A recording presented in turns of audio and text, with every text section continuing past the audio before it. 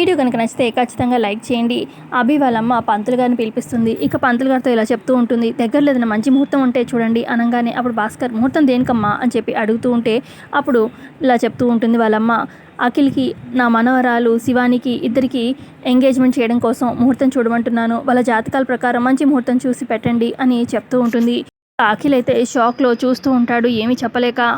ఇప్పుడు వసు అంటుంది, కానీ అత్తయ్య అఖిల్ నందినిని పెళ్లి చేసుకుంటాడని చెప్పాడు కదా అత్తయ్య అని చెప్పి అంటూ ఉంటే అప్పుడు అభి వాళ్ళ అమ్మాయి ఇలా చెప్తూ ఉంటుంది, నేను నా కూతురికి మాటిచ్చాను, నా మనవరాలే ఈ ఇంటికి చిన్న కోడలు అవుతుందని, సో ఖచ్చితంగా వాళ్ళిద్దరికి పెళ్లి జరగాల్సిందే అని చెప్పి చెప్తూ ఉంటుంది.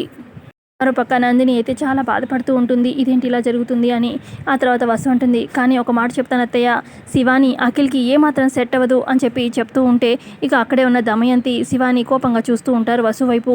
ఇక అప్పుడు అభి వాళ్ళ అమ్మ కూడా, వసు ఇంకా ఆపుతావా, నువ్వు మధ్యలో మాట్లాడకు, వాళ్ళిద్దరికి పెళ్లి జరగాల్సిందే, నేను అనుకుని జరగాల్సిందే